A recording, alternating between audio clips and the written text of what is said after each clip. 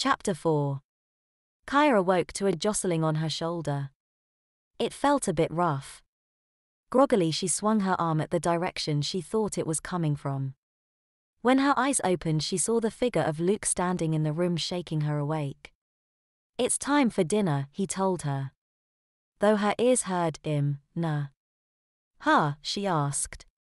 "I said, get up, it's time for dinner, runt." Luke said. "Don't call me runt," she said, her senses coming back to her. "Yeah, whatever," he said as he left the room. As Kaya sat up, she noticed that she was no longer on the changing table. She instead was sitting in her bed.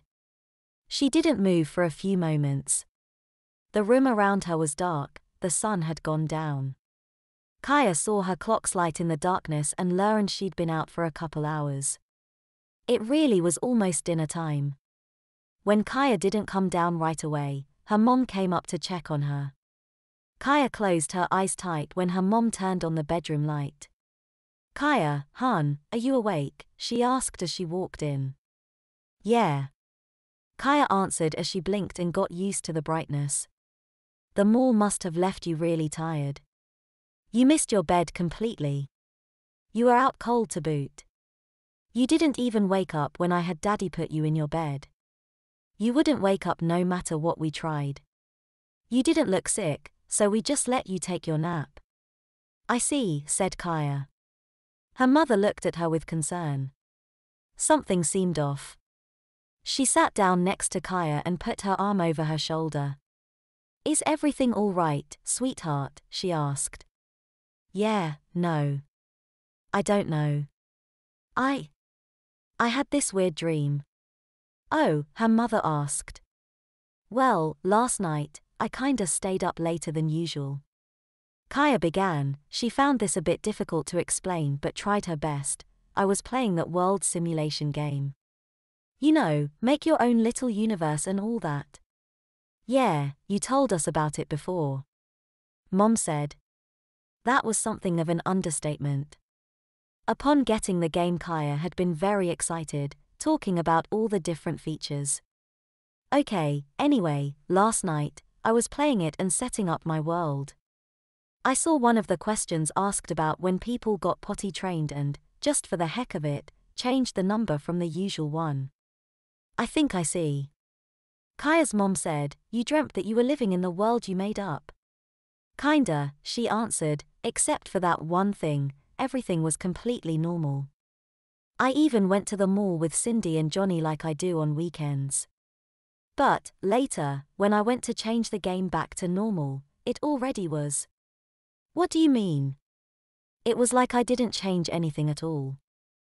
The settings were just like they were before I changed anything.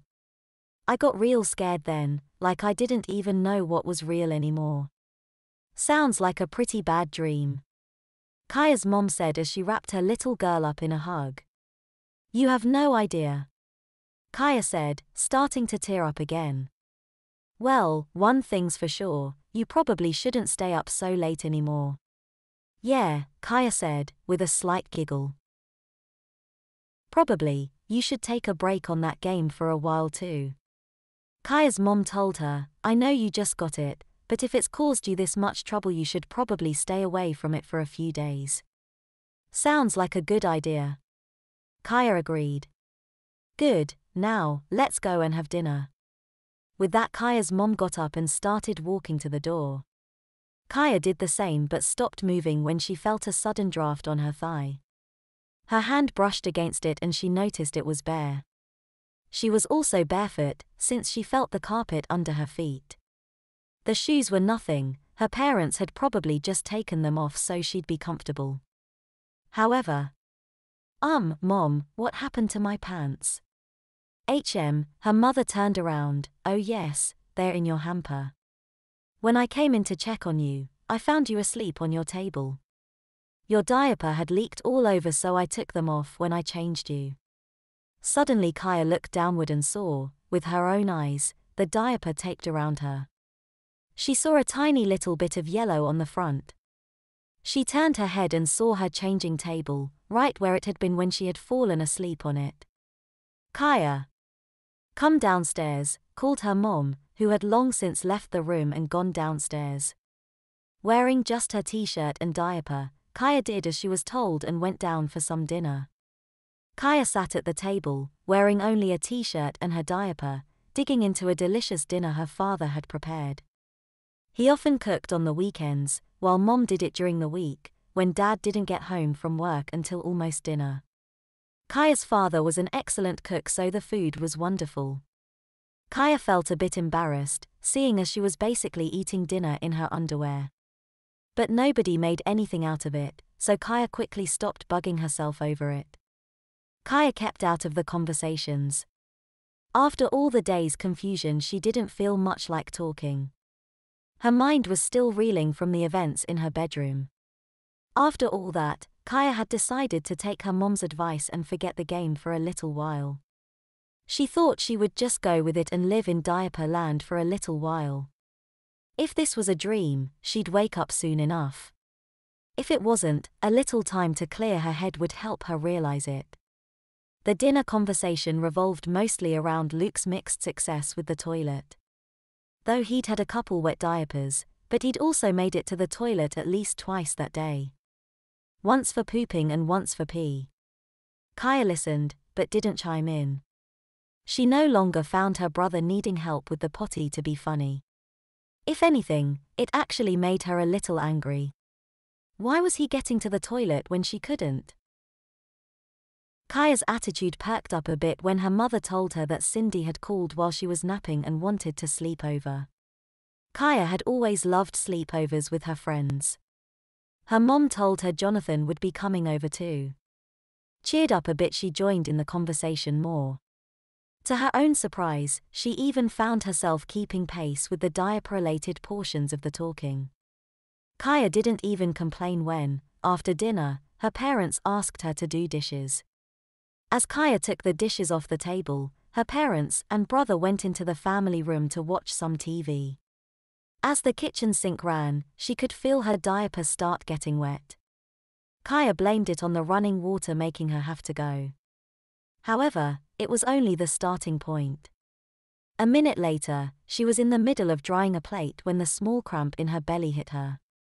Given a moment to think, Kaya would have realized what it was. But she didn't get that. Instead, with the plate she was drying still in her hands, Kaya crouched down and began pushing a mess into her diaper. It was almost like instinct. The moment Kaya's body alerted her to the need to poop, her body squatted to do it. A few minutes later, Kaya's body forced out the last of the mess. Kaya could only squat there, half-dried plate still in her hands, trying to comprehend what she had just done. Her diaper sagged down from the weight of her poop. The smell began to spread throughout the room. Out in the family room, Kaya's parents noticed little sound coming from the kitchen, so her father came in to check on Kaya. He immediately saw her crouch down and knew what had happened even before he smelled it. "It's nothing," her dad called out to the family room. "Kaya just pooped, that's all." "That's all? That's all?" Kaya thought. She had just soiled herself and that was all? How could he act like nothing had happened? Kaya wondered as soon as she heard her father call out.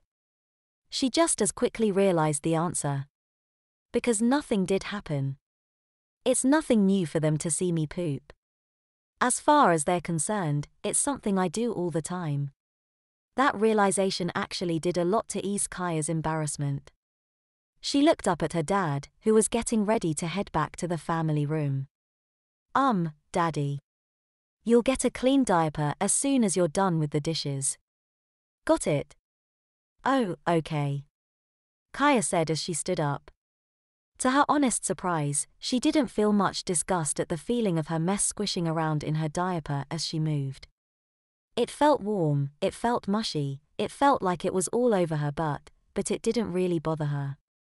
She simply put her dirty diaper out of her mind and focused on finishing her dishes. By the time she had finished, the mess in her pants had cooled off and was getting uncomfortable.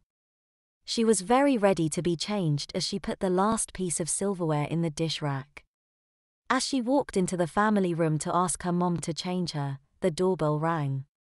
Her dad was up and answering the door, letting in Cindy's mother, followed by Cindy and Jonathan. They both had their diaper bags with them, and Kaya saw Cindy was wearing one of the new outfits she got at the mall.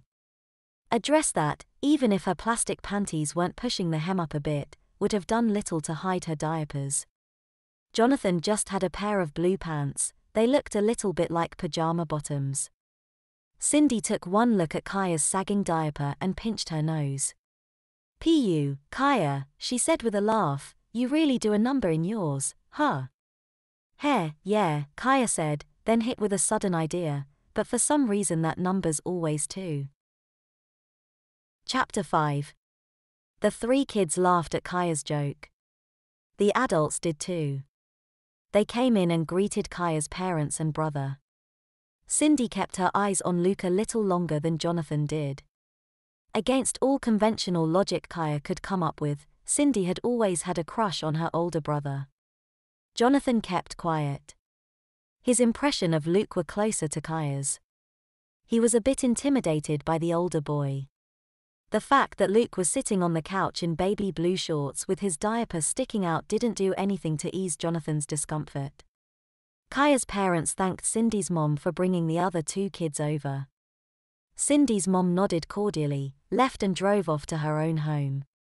As Kaya's mom and dad led the kids upstairs for diaper changes, Cindy explained her parents had a big night planned while Cindy was gone. When they entered Kaya's room, her mom immediately had Kaya lay down on the changing table. Kaya also saw her dad take a plastic changing pad and lay it out on Kaya's bed. Jonathan lied down on it after Kaya's father pulled down his pants. His diaper was fairly wet. Looking at Cindy, it was clear she could use a dry diaper too. But she was waiting while Kaya's mom got her daughter cleaned up. Currently not wearing pants made the diaper change go a little more easily. Kaya's mom untaped the poopy diaper and opened it up, making the stink that had been tailing Kaya increase in strength. Her mom lifted Kaya's lets up and used the front of the diaper to wipe off most of the poop clinging to Kaya's bottom. When the diaper was used up, she folded up and threw it in a diaper pail before she went to the wipes on the table's edge. As Kaya's mom started, a sudden banging sound was heard coming their way. But it stopped, only to be followed by a very loud "God damn it" that sounded an awful lot like Luke. The pounding and yell had scared Kaya so much that she had accidentally peed a little bit mid-change. Apparently Jonathan did too, because Kaya's dad suddenly jumped back. She saw a little wet spot on his shirt. "I'm sorry, sir," Jonathan said quickly. "It's fine. It happens when you change boys' diapers." Kaya's dad quickly re-diapered Jonathan but left him to pull his own pants up while he went out to see what was wrong with Luke. Kaya's mom resumed her change of Kaya. She had Kaya roll over to her side while she used a wipe to clean up the spot where Kaya had peed. Fortunately, the table had a plastic mat on it, so cleaning it was easy. Though Kaya wasn't sure she wanted her still poopy but in full view of her friends. Kaya's mom had her on her back again when the mat was wiped down and proceeded to get her daughter's bottom wiped down as well. After that was finished, Kaya's mom put a new diaper under her daughter, but she didn't tape it up right away. She took some diaper rash cream and put some on Kaya's but where a diaper rash was forming.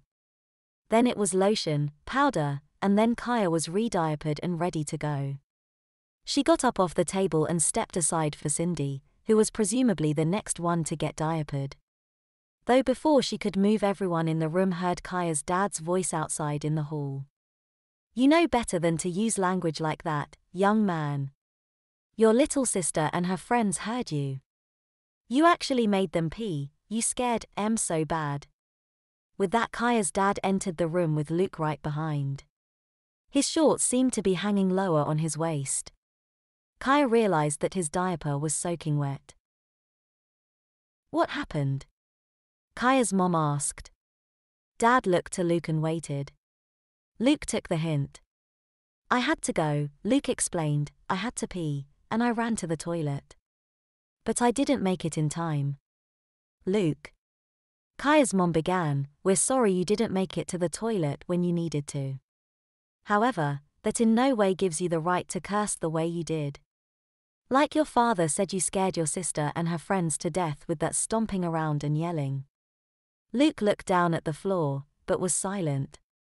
There will be no more potty training for you this week. Luke's head shot up to say that wasn't fair, but the look in his mother's eyes shut him up quick. Consider it a reminder to be more patient about this. Learning the toilet takes time. I, myself, didn't get trained completely until I was nearly 20 years old. Kaya's father stepped out of the room and came back in a moment with a diaper in his hand. Against Luke's objections, Kaya's father took off his shorts and made him lay down on Kaya's changing table. Kaya couldn't believe what she was seeing as her friends watched the diaper change. Luke kept his face turned away. Though Kaya got a brief look at it and he looked both ticked off and embarrassed. Kaya wasn't sure why, since being changed around others and watching others get changed seemed to be no big deal to Jonathan or Cindy. Perhaps it was just that Luke was being changed in front of others who were several years younger than him. Or maybe the modesty that seemed to be lacking in Kaya's friends developed around Luke's age. While Luke got cleaned up, Kaya's mom walked over to the three kids. "I'm sorry you all got scared like that." To Kaya's slight surprise, her mom gave Kaya a small kiss on the forehead. She did the same for Cindy and Jonathan. Kaya remembered the talk with her mom earlier that day, too, when she had hugged a distraught Kaya. It was another difference between the two worlds. Kaya's parents were busy people. While they were home often enough, they usually focused on their work and allowed Kaya and Luke to live their own lives. They talked, but it was somewhat awkward at times. As Kaya got older, she and her parents become more and more detached. But here, it was a whole other story. Yet another difference, and, Kaya realized, yet again it was due to the diapers. Since parents were often the primary changers of their children's diapers, they would pretty much have to be more closely involved in their lives. Kaya's parents likely provided more close-up supervision here than her world, to keep track of when she or her brother needed new diapers. As a direct result to that proximity, both parents and children were closer emotionally than Kaya remembered.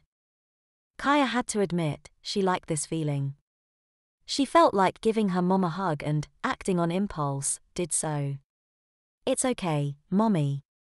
Kaya's mother smiled and kissed Kaya again. While Kaya's dad re-diapered Luke, her mom led Cindy to the changing pad still laid out on Kaya's bed. Cindy hesitated to get on the bed. Cindy began. "Yes, Cindy. There's something, a favor. I'd like to ask, if it's all right." Kaya's mom nodded. Kaya wondered what Cindy was going to ask. Jonathan was watching intently too, he didn't know either. Cindy was looking at the floor, her index fingers pushing each other. "Well, my mom and dad, they always have me wear cloth diapers. So, ***. I was wondering if, just this once, you want to try one of Kaya's disposables?" Kaya's mom asked. Cindy nodded sheepishly. "I don't know. I normally don't like to butt into other people's preferences for their children's diapers. I know I had a ton of people getting on my case when I first used disposables on Luke." Cindy looked down, depressed. Dear, Kaya's dad piped in as he was taping up Luke's clean diaper. "Cindy's a big girl. I don't see the harm if she wants to experiment with something different." "Well, please. Pretty please," Cindy begged. "I suppose just one disposable can't hurt. But you should ask Kaya. After all, they're her diapers, not mine." Cindy turned to Kaya and used her most pouty, "I want this" face. "Sure, I got no problem," Kaya said. What was one diaper to her? "Thank you," Cindy told Kaya as she jumped onto Kaya's bed and rolled on top of the pad. Kaya stifled a laugh. She was acting like she did when Kaya said Cindy could borrow some of her clothes. Then again, that was exactly what Kaya was doing. Kaya's dad got one of Kaya's diapers from the changing table as Luke got off and put his pants back on. Kaya's mom took the diaper, one of Kaya's thick nighttime disposables, and got to work. Kaya's dad and Luke left, but Kaya and Jonathan stayed in the room as Kaya's mom hiked up Cindy's dress and removed her pink plastic panties. Kaya's mom unpinned Cindy's wet diaper and removed it, proceeding with the routine of wipe, rash cream, lotion, powder before getting to the actual diaper. When her new diaper was on, Cindy walked over to Kaya's full-length mirror and pulled up her dress to get a good view of her diaper. Kaya's mom just wiped off her hands with one of the big baby wipes and left the room, leaving the kids alone. "Wow," Cindy said, "don't I just look, like, completely different from usual?" Well, she didn't normally wear thick diapers, so. "Yep," Kaya answered honestly. "Totally different. Simply not wearing the plastic pants makes a huge difference," Jonathan said as Cindy continued to admire herself. Which was true. When Cindy finally stopped looking at the mirror, the kids began having fun. The kids played a few games, both board and video. Talked about recent events at school. This proved especially enlightening for Kaya. The social pecking order wasn't too different than what she remembered. The rich popular girls were mostly the same. Though it seemed that some weren't as bad as Kaya knew. Again, the diapers, which caused more parental involvement, also caused more parental discipline. So some of the girls Kaya remembered as being incredibly spoiled and mean before were, in this world, a bit more humble due to a little extra scrutiny by their moms and dads.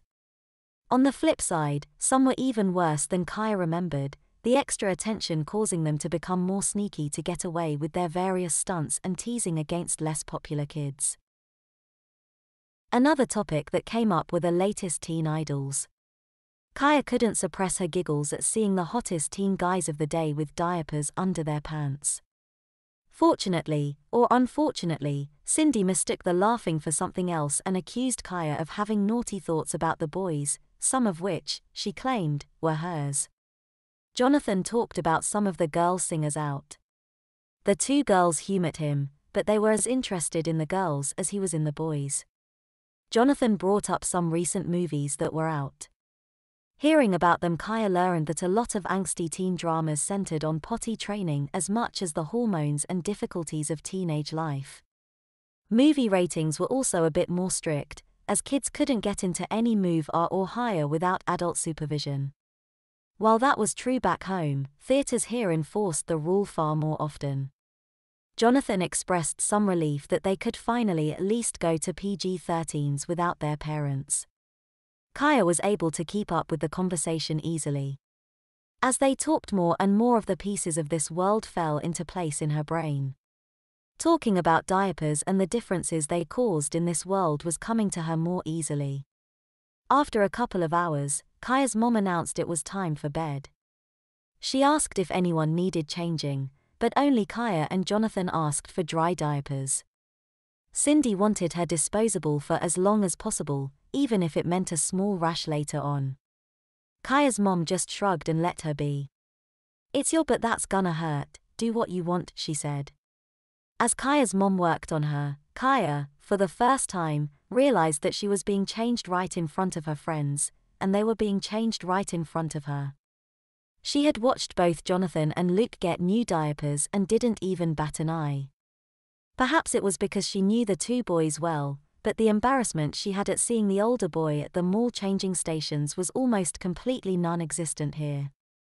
Seeing her elder brother and best friend get their butts wiped off by her parents actually felt, of all things, normal. Also surprising was that Kaya's mom made sure they got ready for bed. She made Kaya change out of the t-shirt she'd worn all morning into a long nightshirt. Same for Cindy and her dress.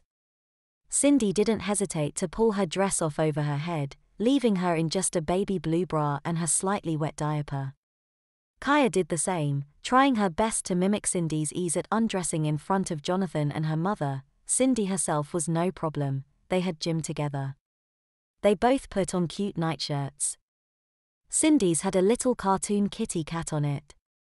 When Jonathan was re-diapered, he pulled on his pants, which actually were pajama bottoms, and pulled a white t-shirt out of his diaper bag. When everyone was dressed for bed, Cindy and Jonathan pulled out sleeping bags and crawled in. Kaya got in bed. Kaya's mom gave the kids a good night kiss before she turned out the lights. As Kaya started to fall asleep, she wondered to herself if, when she next woke up, if she'd be wearing diapers or underpants.